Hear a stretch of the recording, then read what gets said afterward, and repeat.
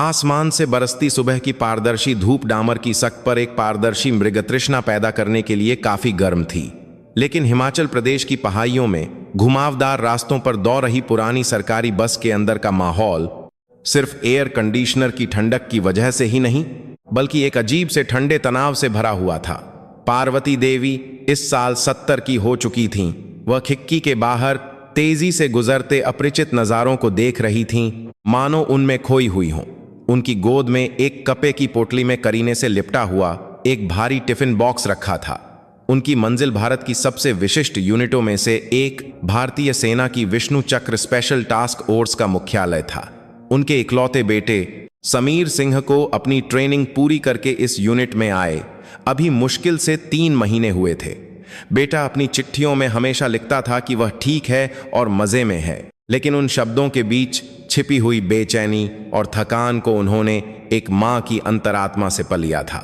इसलिए उन्होंने रात भर जागकर अपने बेटे के पसंदीदा आलू के पराठे बनाए और सुबह की पहली बस पककर बेटे की इस दूर दराज सरजमी की ओर निकल पड़ी थीं। बस आखिरी स्टॉप पर पहुंची और उन्होंने एक पुरानी टैक्सी ली। टैक्सी कच्ची सड़क पर काफी देर तक दौड़ने के बाद आखिरकार घने जंगल में छिपे हुए से एक विशाल बेस के मुख्य द्वार पर रुकी। गेट के ऊपर भारी अक्षरों में लिखा नारा अग्रणी शक्ति न्याय की तलवार यह बता रहा था कि यह जगह आम दुनिया से अलग एक खास जगह थी। पार्वती देवी टैक्सी से उतरी और धीरे धीरे संतरी चौकी की ओर बाईं। उनके कप्पे उस आलीशान बेस की शान शौकत से बिल्कुल मेल नहीं खाते थे।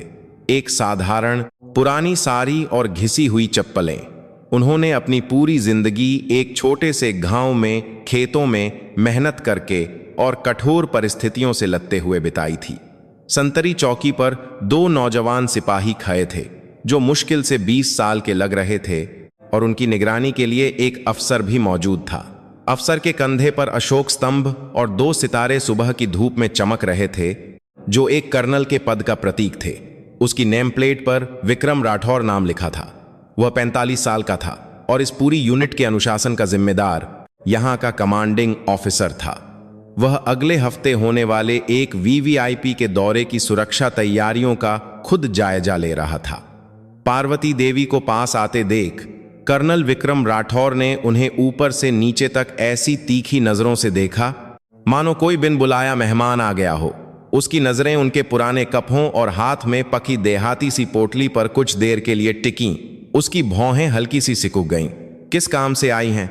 उसकी आवाज पूछने वाली कम और पूछताछ करने वाली ज्यादा थी। नमस्ते साहब, मैं यहां विष्णु चक्र यूनिट के ट्रेनी समीर सिंह की मां हूं।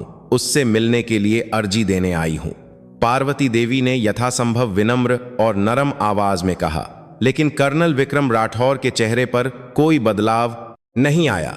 मुलाकात? उसने अपनी कलाई घड़ी पर एक नजर डाली और फिर मशीन की तरह रूखेपन से जवाब दिया, अभी मुलाकात का समय नहीं है और आज से 1 हफ्ते के लिए वीवीआईपी सुरक्षा की तैयारियों के चलते पूरी यूनिट में स्पेशल अलर्ट जारी किया गया है। सभी सैनिकों की मुलाकात, छुट्टी और बाहर जाना पूरी तरह से प्रतिबंधित है। ओह, ऐसा है क्या? उस बूढ़ी मां के चेहरे पर निराशा छा गई। मैं सुबह से बहुत लंबा सफर करके आई हूं। क्या बस थोड़ी देर के लिए सिर्फ एक बार उसका चेहरा देखने को मिल सकता है? मैं बस यह खाना उसे देना चाहती हूं।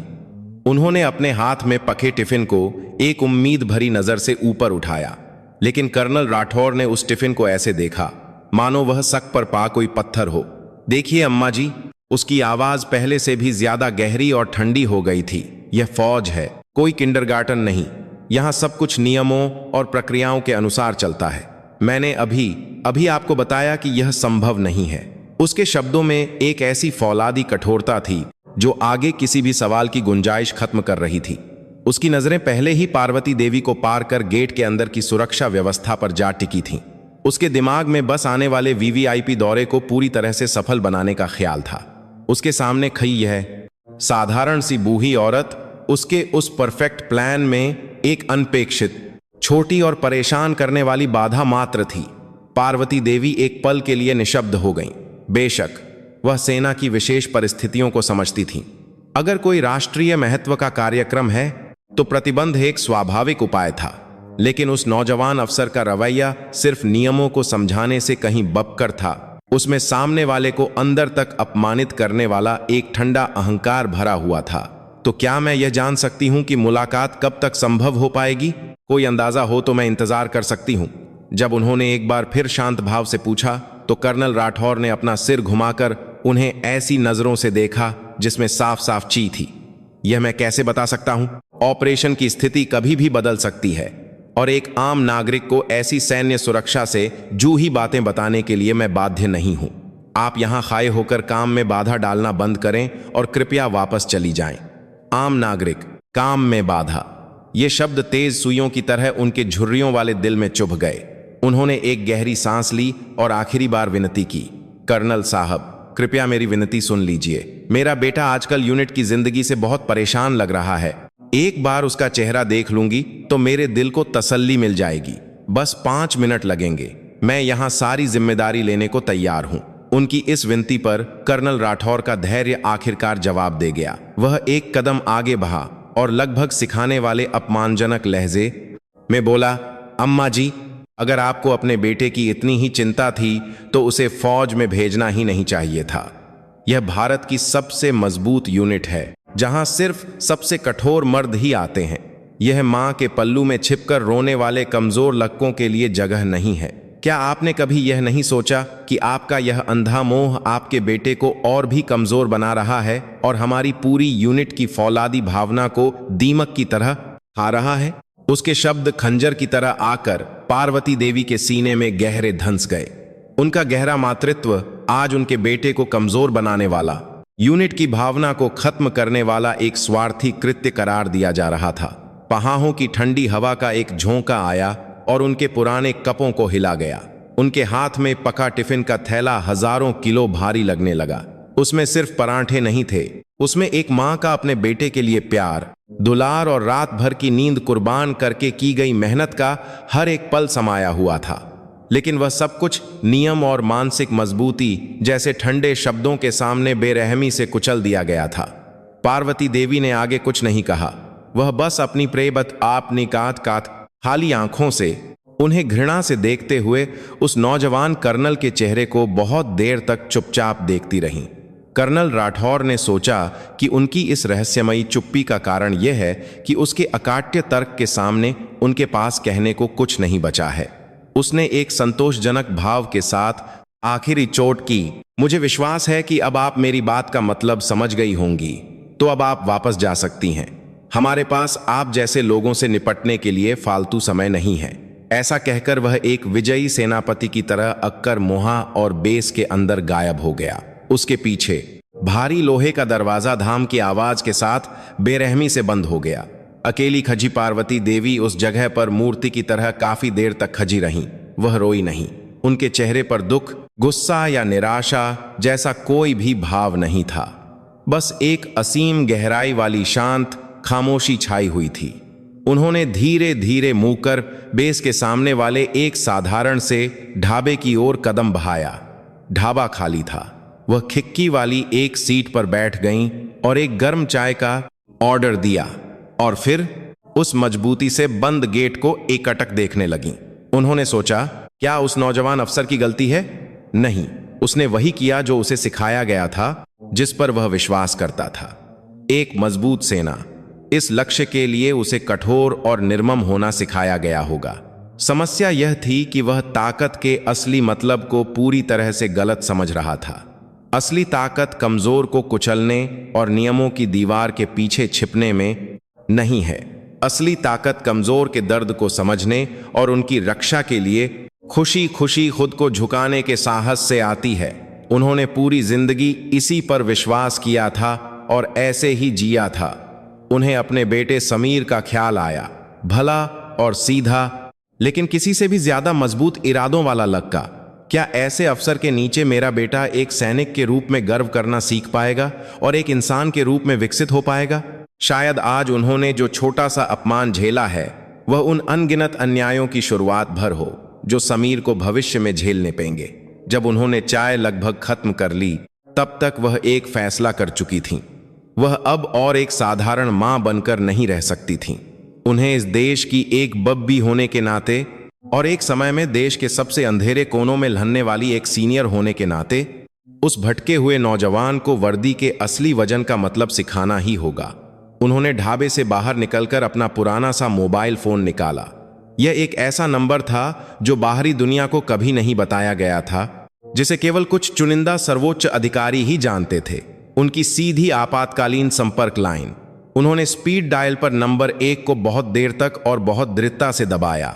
फोन के दूसरी तरफ से एक जानी पहचानी और सम्मानजनक आवाज आई, जी, राष्ट्रीय सुरक्षा सलाहकार कार्यालय। पार्वती देवी के मुंह से दशकों में एक बार भी इस्तेमाल न हुआ उनका पुराना कोड नेम धीरे से निकला। मैं आर्टेमिस बोल रही हूं, साहब से बात कराओ। उधर किले जैसे बेस के अंदर कर्नल राठौर आने वाले वीवीआईपी दौरे की तैयारियों में व्यस्त था। वह कुछ देर पहले भगाई गई उस साधारण सी बूढ़ी औरत के अस्तित्व को पूरी तरह से भूल चुका था। उसके दिमाग में बस यही चल रहा था कि वह कैसे राष्ट्रपति और उनके साथ आए लोगों को यह दिखाएगा कि उसकी यूनिट कितनी परफेक्ट और मजबूत है। गश्त के दौरान उसने परेड ग्राउंड पर पसीना बहाते हुए युद्ध अभ्यास कर रहे ट्रेनीज को देखा। उसकी तेज नजरों ने एक ट्रेनी की थोड़ी बिगही हुई मुद्रा को पक लिया। वह समीर सिंह था, ट्रेनी समीर सिंह। कर्नल की गरजती आवाज पर समीर चौंक कर रुक गया। यह क्या पोजीशन है? दिमाग ठिकाने पर नहीं है क्या? कहीं सुबह आई अपनी मां के बारे में तो नहीं सोच रहे हो? उसकी आवाज में जानबूझकर अपमान का भाव था ताकि वह बाकी ट्रेनीज के लिए एक मिसाल कायम कर सके। जी नहीं सर। क्या जी नहीं? हमारी यह यूनिट भारत की सबसे बेहतरीन यूनिट है। यह उन कमजोर लड़कों के लिए जगह नहीं है जो मां को याद करके रोते फिरे। तुम्हारी एक गलती की वजह से मैं पूरी यूनिट की इज्जत पर दाग नहीं लगने दे सकता। आज ट्रेनिंग खत्म होने के बाद पूरे साजो सामान के साथ परेड ग्राउंड के 20 चक्कर, समझे? जी सर, समझ गया। समीर ने अपने होंठ भींचते हुए जवाब दिया। उसके पास खजे उसके साथ ही उसे सहानुभूति भरी नजरों से देख रहे थे। कर्नल राठौर ने उनकी इस हालत को संतोषजनक ढंग से देखा और फिर अपने रास्ते पर भगया। उसे इस बात का जरा भी अंदाजा नहीं था कि उसके द्वारा कहे गए ये अहंकारी शब्द जल्द ही पूरे भारतीय सैन्य तंत्र को हिलाकर रख देने वाले एक विशाल तूफान की पहली चिंगारी बनने वाले थे। उस समय बेस के सामने वाले ढाबे में बैठी पार्वती देवी अपनी चाय के कप के सामने गहरी सोच में डूबी हुई थी। उनकी आंखों को अब सामने का बेस दिखाई नहीं दे रहा था। उनकी नजरें समय को पार करके उस खून और धुएं से भरे अतीत को देख रही थीं, जिसे कोई याद नहीं करता था। उनका असली नाम पार्वती देवी नहीं था। पार्वती वह नया नाम था जो उन्हें तब दिया गया था जब उन्होंने देश के लिए अपना सब कुछ त्याग दिया और एक गुमनाम साये में चली गई थीं। वह मूल रूप से एक साधारण परिवार की बेटी थीं, लेकिन 1971 के युद्ध की भयावहता में अपना पूरा परिवार खोने के बाद उन्हें अकेले ही जीना सीख ना पा। इस प्रक्रिया में उनकी असाधारण हिम्मत और तेज दिमाग पर उस समय नई नई बनी खुफिया agency research and analysis wing की नजर पई। उन्हें आर्टेमिस कोड नेम दिया गया और वह भारतीय इतिहास के सबसे गोपनीय और खतरनाक मिशनों को अंजाम देने वाली एक महान महिला ब्लैक ऑप्स एजेंट बन गईं। शीत युद्ध के चरम पर उन्होंने एक राजनयिक, पत्रकार और नृत्यांगना जैसे विभिन्न रूपों में कराची, बीजिंग और मॉस्को के दिल में घुसपैठ की। उनकी जान पर खेलकर लाई गई जानकारियों ने कई बार युद्ध के खतरों को टाला और भारत के इतिहास की दिशा बदल दी। वहीं उन्हें अपनी जिंदगी का साथी और प्यार मिला, वह भी एक शीर्ष राजनयिक और उनके गुप्त मिशनों में मदद करने वाला एक महत्वपूर्ण साथी था। लेकिन उनकी खुशी ज्यादा दिन नहीं चली। एक मिशन के दौरान उनके पति ने उनकी जगह दुश्मन की गोली खाकर अपनी जान दे दी। उनके आखिरी शब्द थे, मुझे गर्व है कि मैं अपने देश और तुम्हारी रक्षा कर सका। पति को खोने के बाद वह और भी ठंडी परछाई बन गई, लेकिन बेटे समीर के जन्म के साथ ही उनके जमे हुए दिल में फिर से गर्माहट लौटी। उन्होंने अपने बेटे के लिए और अपने दिवंगत पति से किए वादे को निभाने के लिए रिटायर होने का फैसला किया। उन्होंने सरकार से अपने सारे रिकॉर्ड मिटा देने का अनुरोध किया और पार्वती नाम अपनाकर एक साधारण ग्रामीण महिला का जीवन जीने लगीं, जिसका एकमात्र लक्ष्य अपने बेटे का पालन पोषण करना था। लेकिन उनका एक आखिरी कनेक्शन अभी भी बाकी था, जिसके बारे में दुनिया नहीं जानती थी। अतीत में उन्होंने एक जोशीले नौजवान अफसर को एक खतरनाक स्थिति से बचाया था। वह अफसर बाद में भारत के राष्ट्रीय सुरक्षा सलाहकार NSA के पद तक पहुंचा और उसने उनसे कहा था, आर्टेमिस मैडम, मैं आपका यह एहसान जिंदगी भर नहीं भूलूंगा। जब भी देश या आप व्यक्तिगत रूप से किसी अनुचित संकट में हों तो बस इस नंबर पर एक फोन कर दीजिएगा। पार्वती नहीं, आर्टेमिस ने अपना पुराना फोन खोला। अजय। उन्होंने मजाकिया अंदाज में यह नाम सेव किया हुआ था। अब उस सालों पुराने वादे को आजमाने का समय आ गया था। यह किसी व्यक्तिगत बदले के लिए नहीं था, यह उस सेना के सम्मान के लिए था जिसकी रक्षा के लिए उन्होंने अपनी पूरी जिंदगी लगा दी थी। उस भटके हुए नौजवान अफसर के लिए था, और सबसे बककर उस ठंडी चारदीवारी के अंदर अनुचित पीहा झेल रहे अपने बेटे के लिए उनका आखिरी मिशन था।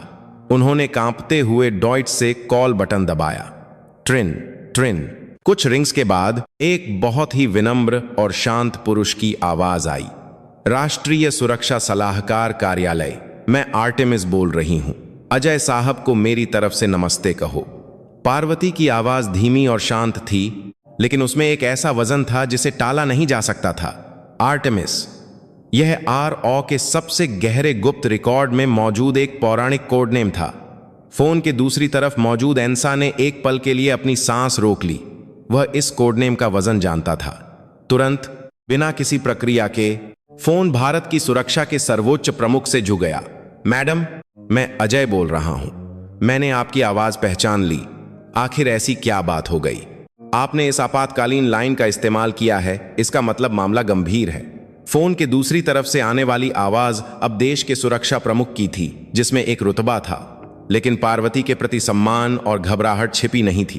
पार्वती ने शांति से कहा, घबराओ मत अजय, यह देश की सुरक्षा से जुड़ा मामला नहीं है। बस एक बूढ़ी औरत तुमसे कुछ पूछना चाहती है, आप बस हुक्म कीजिए। मैडम, क्या आजकल हमारी फौज में नौजवान अफसरों को लोगों का दिल जीतना सिखाया जा रहा है या सिर्फ लोगों पर हुकूमत करना सिखाया जा रहा है? उन्होंने सुबह अपने साथ हुई घटना को बिना किसी भावना के जस का तस बयान कर दिया। एक बूढ़ी मां जो अपने बेटे से मिलने के लिए दूर से आई थी, एक नौजवान कर्नल जिसने VVIP सुरक्षा का बहाना बनाकर मुलाकात रोक दी, और मां के अंधे मोह को सेना की भावना को कमजोर करने वाला बताकर अपमानित करने वाला उसका अहंकारी रवैया। पूरी कहानी सुनने के बाद फोन के दूसरी तरफ से काफी देर तक खामोशी छाई रही। उस खामोशी में अपनी पूजनीय गुरु के प्रति शर्मिंदगी और सेना के अनुशासन में आई गिरावट पर एक ठंडा गुस्सा था। आखिरकार NSA की दृढ़ आवाज आई, मैडम, मुझे माफ कर दीजिए। मैं देश की सशस्त्र सेनाओं के मामलों को देखने वाला जिम्मेदार व्यक्ति होने के नाते सेना की ठीक से देखभाल नहीं कर सका। कृपया आप जहां हैं वहीं थोड़ी देर इंतजार कीजिए। मैं खुद आपको लाने के लिए किसी को भेज रहा हूं, और जिस अहंकारी नौजवान ने आपकी आंखों में आंसू लाए हैं, मैं उसे वर्दी के असली वजन का मतलब उसकी हड्डियों तक महसूस करा दूंगा। राष्ट्रीय सुरक्षा सलाहकार के साथ फोन कॉल खत्म होने के तुरंत बाद भारतीय सेना के मुख्यालय में मानो किसी ने मधुमक्खी के छत्ते में हाथ डाल दिया हो।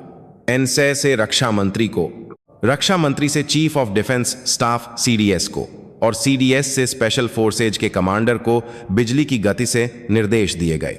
उस समय स्पेशल फोर्सेज के commander lieutenant general Arjun Bakshi अगले महीने होने वाले एक संयुक्त सैन्य अभ्यास की अंतिम समीक्षा कर रहे थे। इस अभ्यास की सफलता पर हमारी स्पेशल फोर्सेज का सम्मान टिका है। एक भी गलती बर्दाश्त नहीं की जाएगी।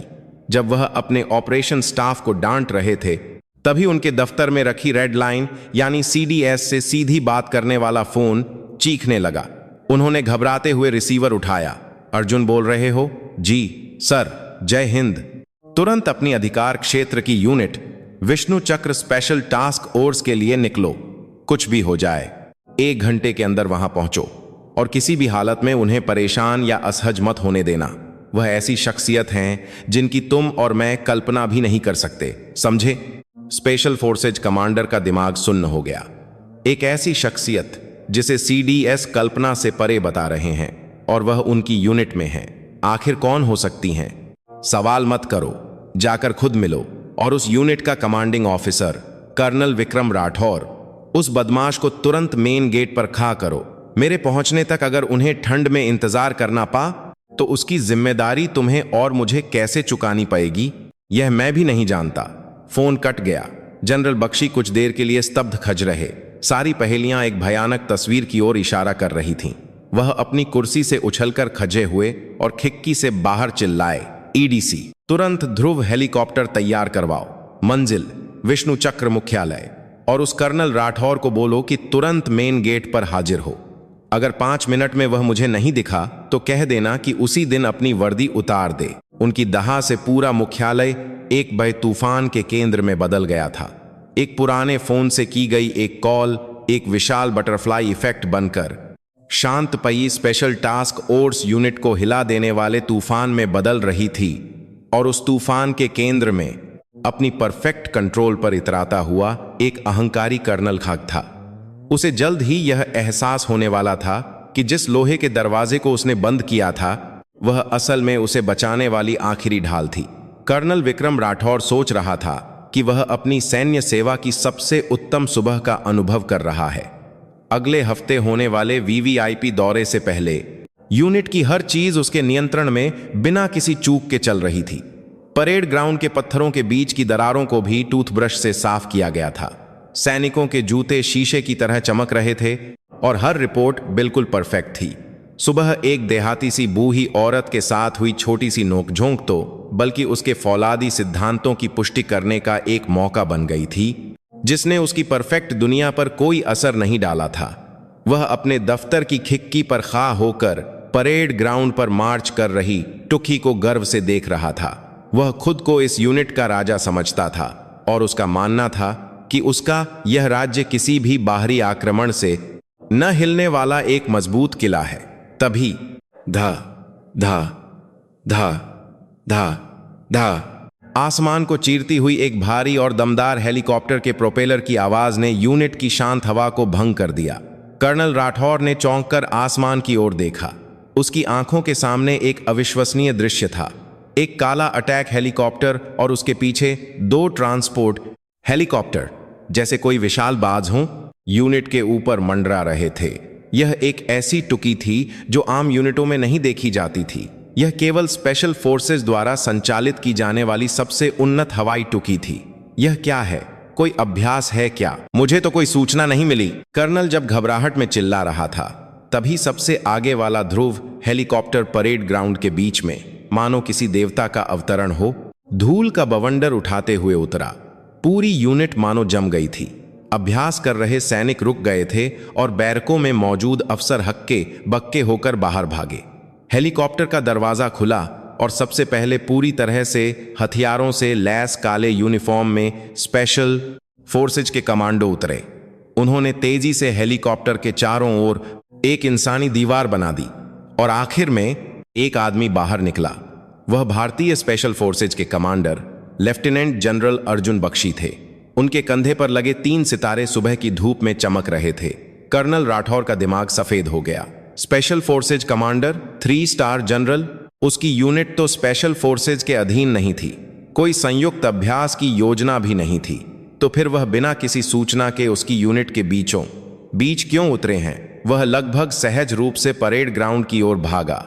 सावधान! Commanding officer colonel Vikram Rathore commander साहब को सलामी देता है, उसने गला फाड़कर चिल्लाया। लेकिन जनरल बख्शी ने उसकी ओर एक नजर भी नहीं डाली। उन्होंने उसे ऐसे नजरअंदाज कर दिया मानो राठौर वहां मौजूद ही न हो, कोई अदृश्य इंसान हो। उनके कदम बिना किसी हिचकिचाहट के सीधे यूनिट के मुख्य द्वार की ओर बह रहे थे। राठौर समेत यूनिट के सभी अधिकारी हैरान परेशान से उनके पीछे चलने लगे। जनरल बख्शी के कदम मुख्य द्वार के पास बने एक छोटे से ढाबे के सामने रुके और वह ढाबे की बाहरी टेबल पर अकेली बैठी एक पुरानी चाय का कप हाथ में लिए एक साधारण सी बूढ़ी औरत की ओर बढ़े। कर्नल राठौर ने उस बूढ़ी औरत को पहचान लिया। यह वही नागरिक थी जिसे उसने सुबह अपमानित करके भगा दिया था। कमांडर साहब, इस बूढ़ी औरत के पास क्यों जा रहे हैं? उसका दिमाग समझ से परे एक उलझन में फंस गया था। अगले ही पल वहां मौजूद सभी सैनिकों ने एक ऐसा दृश्य देखा जो उनकी आंखों पर विश्वास नहीं करने दे रहा था। एक ऐसा दृश्य जो भारतीय सेना के इतिहास में दर्ज होने लायक था। भारत की सबसे ताकतवर लाकू यूनिट का नेतृत्व करने वाले आसमान जैसे special forces commander lieutenant general Arjun Bakshi ने उस साधारण सी बूई औरत के सामने टक की आवाज के साथ अपने जूतों की एइयां मिलाईं और फिर बिना किसी कमी के एक परफेक्ट सैल्यूट ठोका। यह किसी अधीनस्थ से लिया जाने वाला सैल्यूट नहीं था। यह एक सैनिक द्वारा अपनी जीती जागती किंवदंती को दिया जाने वाला सर्वोच्च सम्मान था, जिसमें श्रद्धा और निष्ठा भरी हुई थी। और उन्होंने सैल्यूट बनाए रखते हुए अपना सिर बहुत बहुत गहराई से झुकाया, इतना कि उनकी कमर लगभग 90 डिग्री पर मुड़ गई। खामोशी को उनकी आवाज ने तोहा। गुस्सा या डांट नहीं, बल्कि सिर्फ शर्मिंदगी और माफी से कांपती हुई आवाज थी। मैडम, आपने बुलाया? अधीनस्थ लेफ्टिनेंट जनरल अर्जुन बख्शी आपकी सेवा में हाजिर है।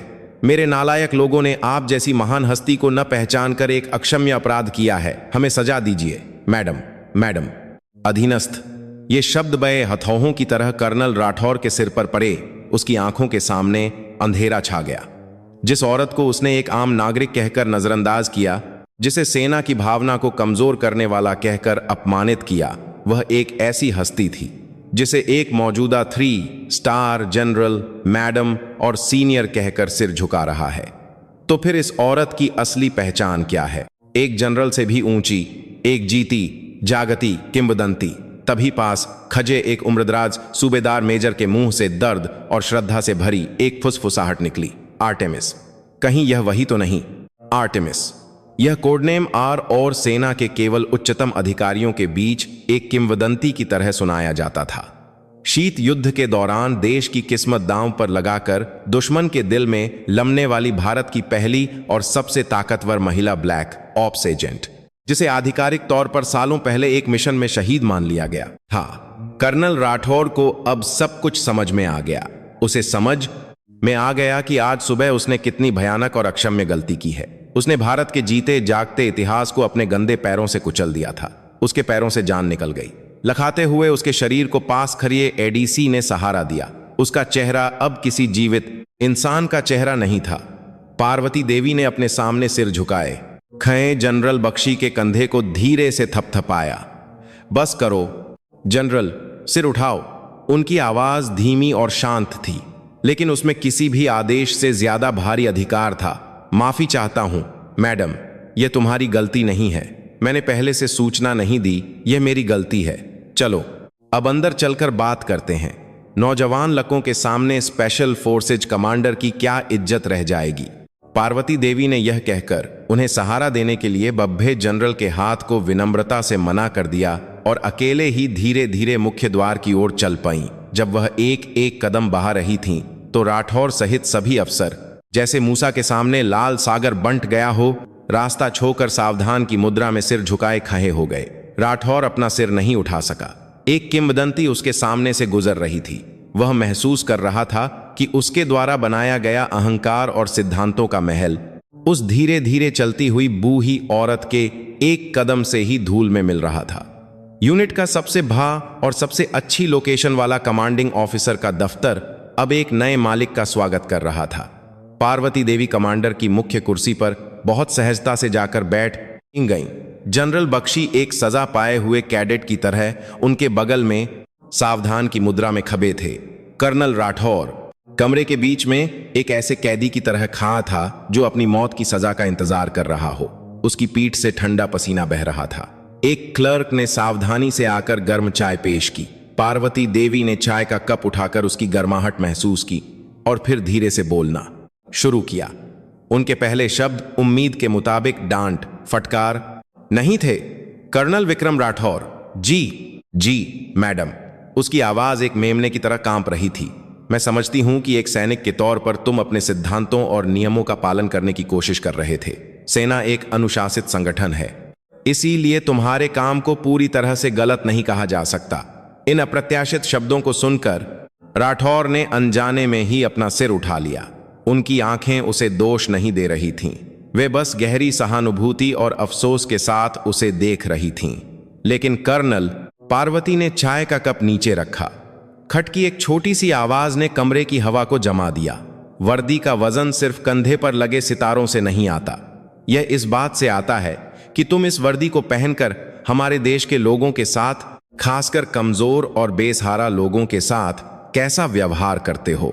जिन नियमों को तुम अपनी जान से ज्यादा कीमती समझते हो, वे लोगों को सुरक्षित रखने के लिए बने हैं, न कि उन पर हुकूमत करने और उन्हें चोट पहुंचाने के लिए। उनकी आवाज शांत थी, लेकिन हर शब्द फौलाद के वजन के साथ राठौर के दिल में धंस रहा था। एक बेहतरीन कारीगर कितनी भी ऊंची और मजबूत दीवारें बना ले, उसका क्या फायदा अगर वह दीवार उन्हीं लोगों को दुश्मन बना ले जिनकी उसे रक्षा करनी है, तो वह बस एक पत्थरों का ढेर है। आज तुमने किले की दीवारों को बचाने के चक्कर में किले के मालिक को ही बाहर निकाल दिया। राठौर अब और खा नहीं रह सका। उसकी आंखों से गर्म आंसू बह निकले। उसके विश्वास, उसके गर्व, उसका सब कुछ जो नियम और सिद्धांत थे, वे कितने खोखले और अहंकारी थे, यह उसे बहुत बुरी तरह से समझ में आ रहा था। वह लोगों की रक्षा करने वाला सैनिक नहीं, बल्कि नियमों के पीछे छिपा एक कायर था। पार्वती देवी की नजरें जनरल बख्शी की ओर मुही। जनरल अर्जुन जी, मैडम, मैंने तुम्हें क्या सिखाया था? फौलाद मजबूत होता है, लेकिन वह बाहरी चोट से ज्यादा अंदरूनी जंग से जल्दी टूटता है। जिस सेना को अपने सैनिकों का दिल जीतना नहीं आता, वह जंग लगे फौलाद की तरह होती है, जो मुसीबत के समय सबसे पहले टूटती है। और अगर तुम्हारे नेतृत्व में एक कर्नल नियमों की किताब को इंसान के दिल से पहले पबलहा है, तो इसकी जिम्मेदारी तुम्हारी भी बहुत बड़ी है। माफी चाहता हूं मैडम, मैंने ही नेतृत्व में गलती की। जनरल बख्शी ने एक बार फिर गहराई से सिर झुकाया। आखिरकार राठौर टूट गया। वह वहीं घुटनों के बल बैठ गया और एक बच्चे की तरह रोने लगा, एक सैनिक होकर, और वह भी एक जीती जागती किंवदंती के सामने आंसू बहाना मरने से भी ज्यादा शर्मनाक था। लेकिन वह खुद को रोक नहीं सका। माफ कर दीजिए मैडम, मैं मूर्ख था। मैंने बहुत बड़ा पाप किया है। पार्वती देवी अपनी कुर्सी से उठी और घुटनों पर बैठकर रो रहे राठौर के पास गईं और उसके कंधे पर हाथ रखा। उठो, उन्होंने राठौर को खंघा किया।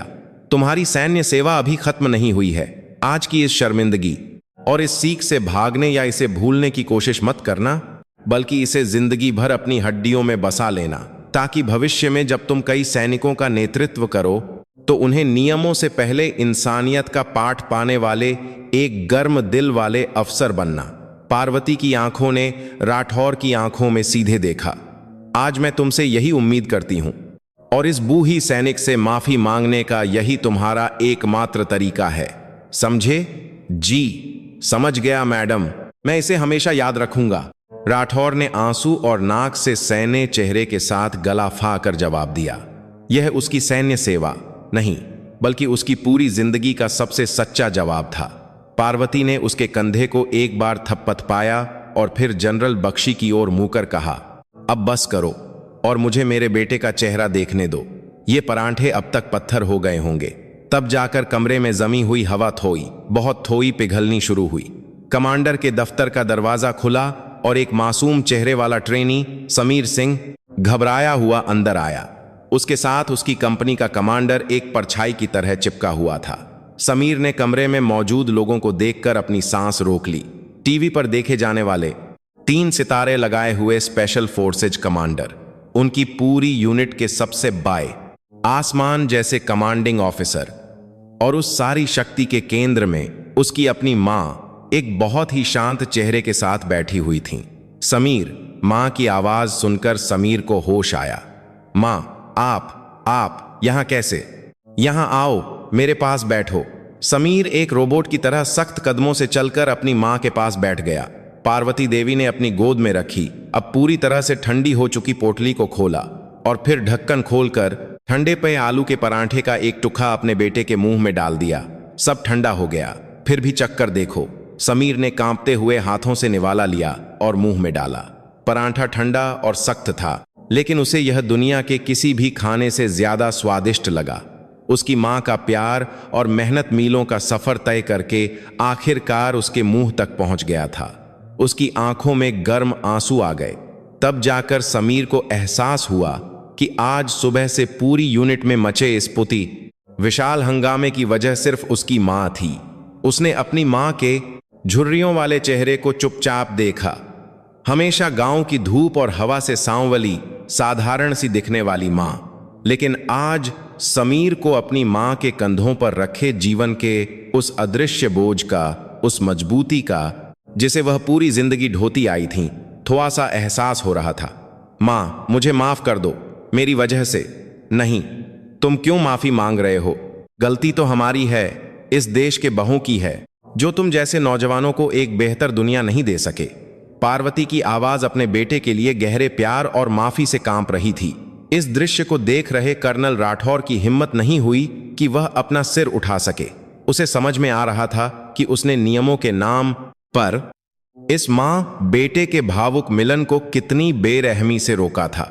उसके सीने में सालों से जमी हुई कोई चीज गर्म चाय में पिघलती हुई बर्फ की तरह धीरे धीरे पिघल रही थी। उसे पहली बार यह एहसास हो रहा था कि जिन नियमों की वह रक्षा कर रहा था, उनसे भी ज्यादा महत्वपूर्ण और कीमती कुछ और भी है। गर्मजोशी और प्यार से भरी मुलाकात का समय छोटा था। पार्वती ने अपने बेटे के कंधे को थपथपाते हुए कहा, अपना ध्यान रखना और अपने साथियों के साथ अच्छे से रहना। अब तुम्हारे पास एक अच्छा अफसर है जो तुम्हें समझेगा। उनकी नजरें कर्नल राठौर की ओर थीं। यह कोई डांट नहीं थी, बल्कि विश्वास और उम्मीद से भरी एक नजर थी। समीर का गला भर आया था और वह बस जी मां ही कह सका। आर्टेमिस के जाने के बाद स्पेशल टास्क फोर्स यूनिट में एक अजीब सी शांति छा गई, लेकिन उस शांति के पीछे एक शांत लेकिन विशाल भूचाल आ रहा था। घटना के केंद्र में रहे कर्नल राठौर का बदलना सबसे पहले शुरू हुआ। उस शाम वह अपने दफ्तर में अकेले बैठकर अपनी पुरानी डायरी निकाली और फिर पार्वती देवी द्वारा कही गई हर एक बात को एक एक शब्द करके लिखने लगा। वर्दी का वजन व्यवहार से आता है। नियमों की किताब में जो नहीं लिखा उसे पढ़ना सीखो। किले की दीवारों को बचाने के चक्कर में किले के मालिक को ही बाहर निकाल दिया। ये वाक्य अब सिर्फ अक्षर नहीं थे, वे उसकी बाकी की सैन्य सेवा और उसकी पूरी जिंदगी के लिए एक नया दिशा निर्देश बन गए थे। उसे बहुत अक्सर नहीं थे, बुरी तरह से समझ में आ रहा था कि वह अब तक कितना अहंकारी और संकीर्ण सोच वाला था। वह लोगों की रक्षा करने वाला अफसर नहीं, बल्कि नियमों के पीछे छिपकर अपनी सुरक्षा और तरक्की के बारे में सोचने वाला एक डरपोक था। अगली सुबह वह बिल्कुल बदले हुए रूप में सामने आया। सबसे पहले उसने पूरी रात जागकर खुद तैयार किया हुआ यूनिट में मानवाधिकार और संवाद संस्कृति सुधार का प्रस्ताव लेकर अपने सीधे बॉस स्पेशल फोर्सेज कमांडर के पास गया। सर, मैं मूर्ख था। मैं अपनी यूनिट को अपने हाथों से बदलना चाहता हूं। कृपया मुझे एक आखिरी मौका दीजिए। उसने अपनी सारी गलतियों को स्वीकार किया और खुद को सजा देने का रास्ता चुना। उसका बदलाव बहुत छोटी छोटी चीजों से शुरू हुआ। सुबह की परेड में वह हमेशा की तरह सैनिकों के कपों और व्यवहार में कमियां निकालने के बजाय रात भर की ड्यूटी से आकर नींद में झूल रहे एक सैनिक के पास चुपचाप गया और बोला, बहुत मेहनत की, जाकर आधे घंटे के लिए सो जाओ, मैं तुम्हारी हाजिरी लगा दूंगा। सैनिकों को अपने कानों पर विश्वास नहीं हुआ।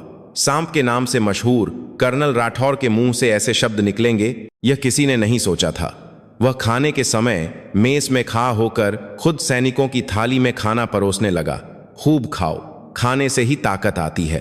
अगर खाना कम लगे या अच्छा न लगे तो कभी भी सीधे मुझे आकर बताना।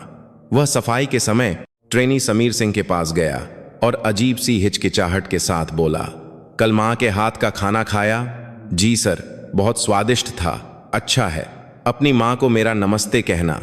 यह एक छोटी सी बातचीत थी, लेकिन उसमें उसकी अधूरी माफी और सम्मान का भाव छिपा हुआ था। सैनिकों ने अपने टर्मिनेटर जैसे अफसर के इस बदलाव को सबसे पहले और सबसे तेजी से महसूस किया। शुरू में वे अजीब महसूस करते थे और सोचते थे कि इसके पीछे क्या राज है, लेकिन जब उसका सच्चा बदलाव जारी रहा तो वे उससे सिर्फ डरना ही नहीं, बल्कि धीरे धीरे उसे एक मानवीय लीडर के रूप में समझने और उसका अनुसरण करने लगे। उसके द्वारा शुरू की गई बदलाव की हवा पूरी यूनिट में फैल गई। उसने शिकायत पेटी को खत्म करके कमांडिंग ऑफिसर डायरेक्ट हॉटलाइन शुरू की। कोई कमांडिंग